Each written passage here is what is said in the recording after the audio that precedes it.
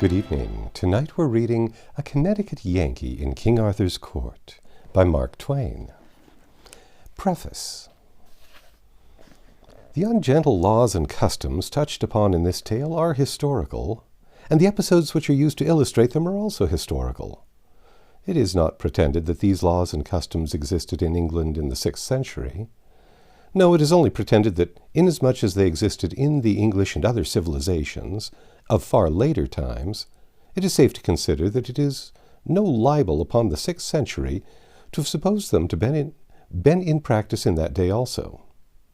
One is quite justified in inferring that whatever one of these laws or customs was lacking in that remote time, its place was completely filled by a worse one.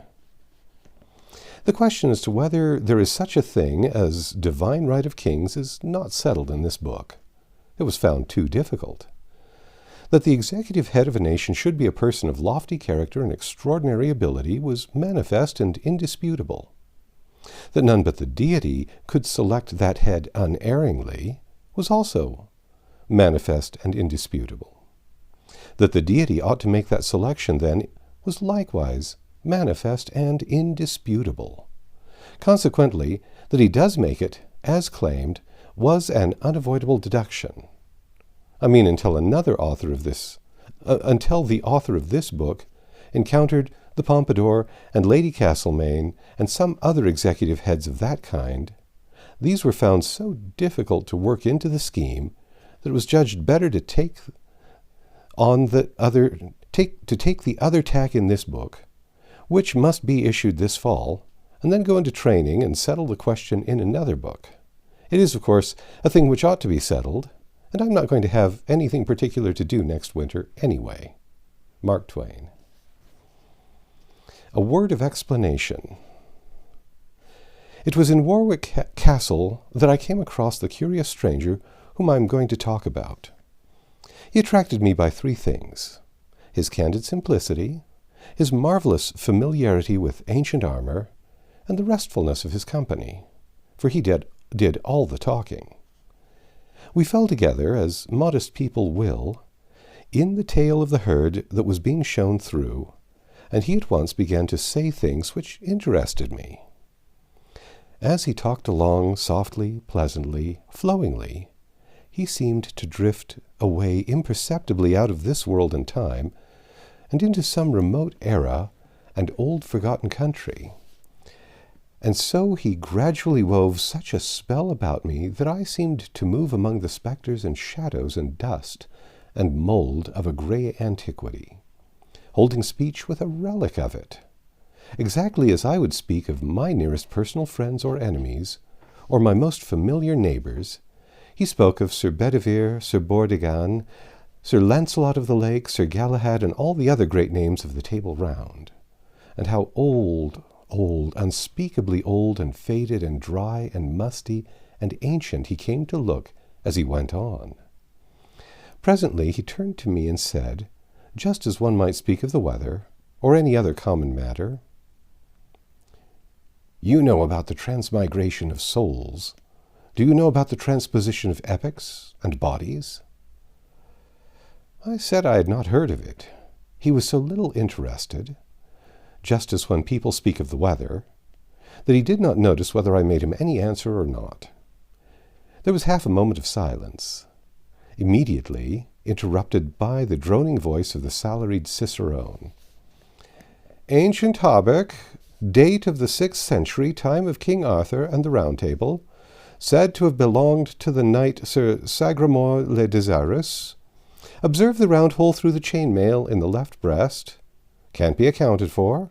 Supposed to have been done with a bullet since the invention of firearms, perhaps maliciously by Cromwell's soldiers." My acquaintance smiled. Not a modern smile, but one that must have gone out of general use many, many centuries ago, and muttered, apparently to himself, "Wit ye well, I saw it done." Then after a pause he added, "I did it myself." By the time I had recovered from the electric surprise of this remark, he was gone. All that evening I lay by my fire in the Warwick Arms, steeped in a dream of the olden time, while the rain beat upon the windows, and the wind roared about the eaves and corners. From time to time I dipped into old Sir Thomas Malory's enchanting book, and fed at its rich feast of prodigies and adventures, breathed in the fragrance of its obsolete names, and dreamed again. Midnight being come at length, I read another tale for a nightcap. This which here follows, to wit, How Sir Launcelot slew 2 giants and made a castle free. Anon withal, there came upon him 2 great giants, well armed all save the heads, with 2 horrible clubs in their hands. Sir Launcelot put his shield afore him, and put the stroke away of the one giant, and with his sword he clave his head asunder. When his fellow saw that, he ran away as he were wood, for fear of the horrible strokes. And Sir Launcelot after him with all his might, and smote him on the shoulder, and clave him into the middle. Then Sir Launcelot went into the hall, and there came afore him 80 ladies and damsels, and all kneeled unto him, and thanked God and him of their deliverance. For, sir, said they, the most part of us have been here this 7 years their prisoners, and we have worked all manner of silk works for our meat. And we are all great gentlewomen born, and blessed be the time, knight, that ever thou wert born, for thou hast done the most worship that ever did knight in the world. And we will bear record, and we all pray you to tell us your name, that we may tell our friends who delivered us out of prison. Fair damsels, he said, my name is Sir Launcelot du Lac. And so he departed from them, and betaught them unto God. And then he mounted upon his horse, and rode into many strange and wild countries, and through many waters and valleys, and evil was he lodged. And at the last, by fortune, him happened against a knight to come to a fair courtelage, and therein he found an old gentlewoman that lodged him with a good will, and there he had good cheer for him and his horse. And when time was, his host brought him into a fair garret over the gate to his bed. There Sir Launcelot unarmed him, and set his harness by him, and went to bed, and anon he fell on sleep. So, soon after there came one on horseback, and knocked at the gate in great haste. And when Sir Launcelot heard this, he rose up, and looked out at the window, and saw by the moonlight 3 knights come riding after that one man. And all 3 lashed on him at once with swords. And that one knight turned on them knightly again, and defended him. Truly, said Sir Launcelot, yonder one knight shall I help, for it were shame for me to see 3 knights on one, and if he be slain, I am partner of his death. And therewith he took his harness, and went out at a window by a sheet down to the 4 knights. And then Sir Launcelot said on high, Turn you knights unto me, and leave your fighting with that knight. And then they all 3 left Sir Kay, and turned unto Sir Launcelot. And there began great battle, for they all alighted all 3, and strake many strokes at Sir Launcelot, and assailed him on every side. Then Sir Kay dressed him for to have holpen Sir Launcelot. Nay, sir, said he, I will none of your help. Therefore, as ye will have my help, let me alone with them. Sir Kay, for the pleasure of the knight, suffered him for to do his will, and so stood aside. And then anon, with 6 strokes, Sir Launcelot had stricken them to the earth. And then they all 3 cried, Sir Knight, we yield us unto you as man of might matchless. As to that, said Sir Launcelot, I will not take your yielding unto me, but so that ye yield you unto Sir Kay the seneschal. On that covenant I will save your lives, and else not. Fair knight, said they, that we were loath to do, for as Sir Kay we chased him hither, and had overcome him had ye not been, therefore to yield us unto him it were no reason. Well, as to that, said Sir Launcelot, advise ye well, for ye may choose whether ye will die or live. For an ye be yielden, it shall be unto Sir Kay.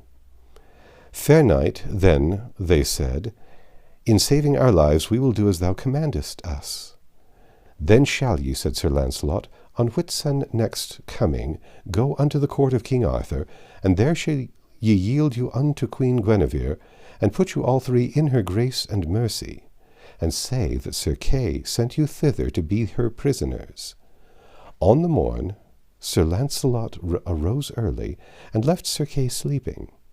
And Sir Launcelot took Sir Kay's armour and his shield, and armed him, and so he went to the stable and took his horse, and took his leave of his host, and so departed. Then soon after arose Sir Kay, and missed Sir Launcelot, and then he espied that he had his armour and his horse. Now by my faith I know well that he will grieve some of the court of King Arthur, for on him knights will be bold, and deem that it is I, and that will beguile them, and because of his armour and shield I am sure I shall ride in peace.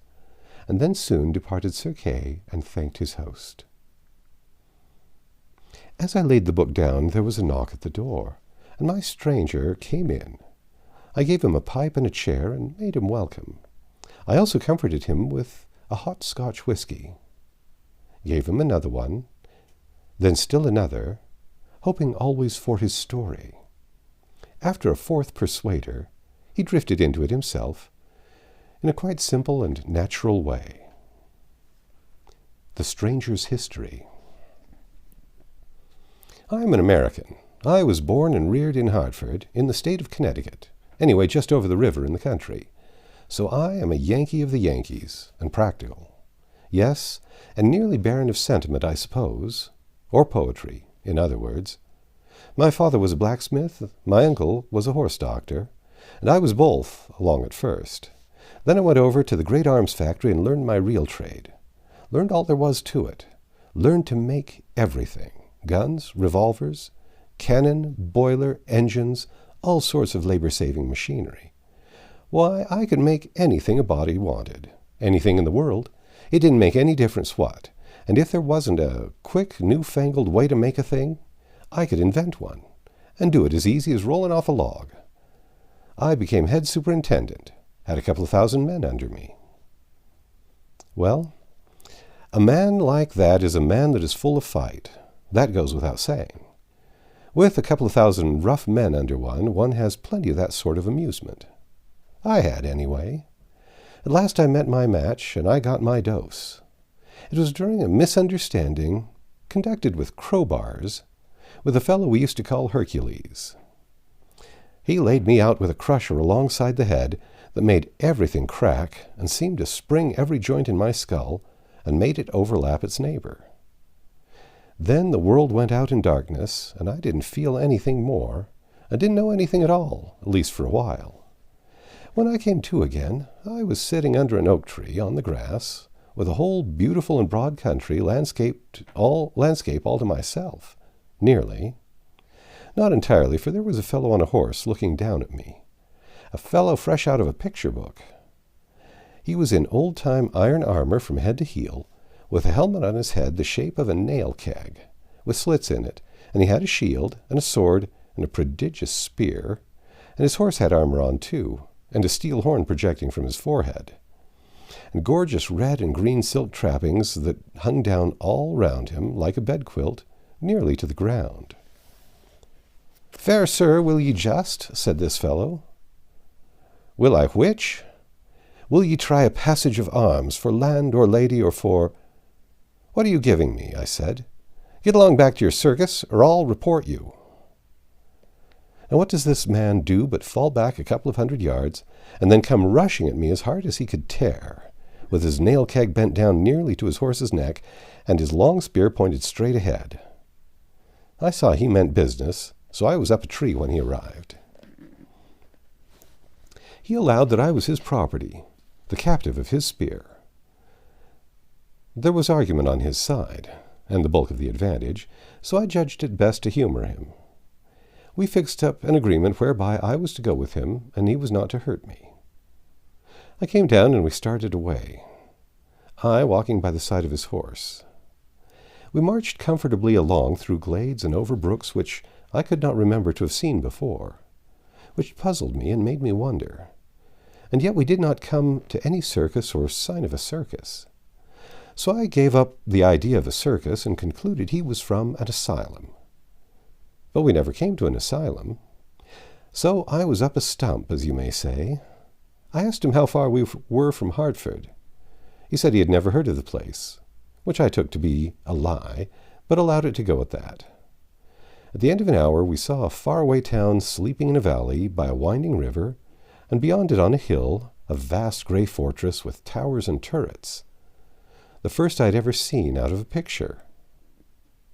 "Bridgeport," I said, pointing. "Camelot," said he.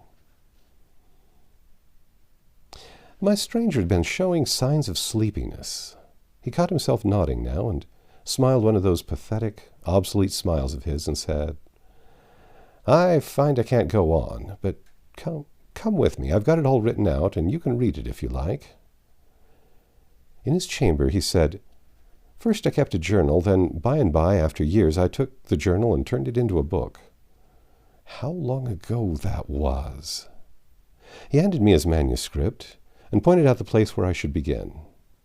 "Begin here. I've already told you what goes before." He was steep in drowsiness by this time. As I went out at his door, I heard him murmur sleepily, "Give you good den, fair sir."